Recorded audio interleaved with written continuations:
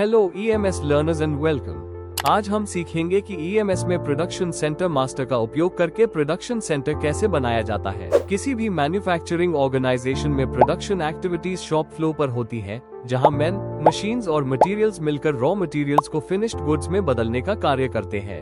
ये कन्वर्शन विभिन्न मशीनों और उपकरणों की सहायता से किया जाता है, लेकिन ओवरऑल प्रोसेस को प्रोडक्शन सुपरवाइजर्स के द्वारा सिस्टमैटिकली मैनेज किया जाता है। EMS में जिन एरियाज का कंट्रोल सुपरवाइजर्स द्वारा किया जाता है और जहां मशीनें तथा निर्धारित मैन पावर होती है, उन्हें प्रोडक्शन सेंटर्स कहा जाता है।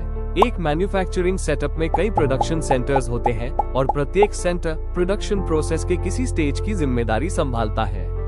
मटेरियल एक से दूसरे प्रोडक्शन सेंटर की ओर फॉर्म बदलता जाता है जब तक प्रोडक्शन साइकिल पूरा न हो जाए। फाइनली ये प्रोसेस्ड मटेरियल फिनिश्ड गुड की फॉर्म में स्टोर तक पहुंचता है, जहां इसे डिस्पैच या यूज में लिया जा सकता है।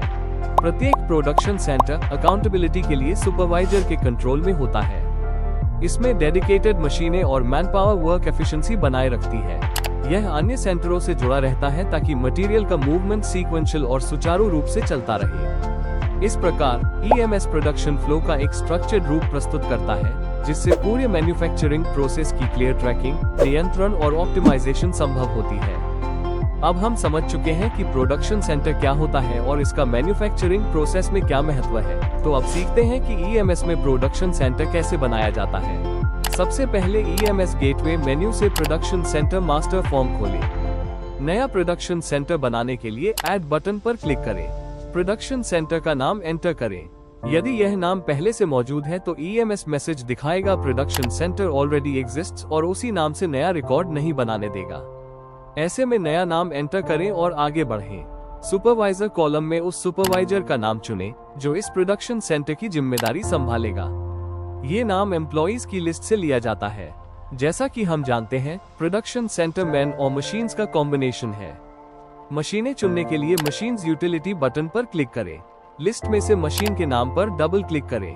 सिलेक्शन पूरा होने पर मशीन सिलेक्शन फॉर्म बंद करें। अब वर्कर्स यूटिलिटी बटन पर क्लिक कर उस मैनपावर का सिलेक्शन करें जो इस प्रोडक्शन सेंटर के अंडर कार्य करेंगे।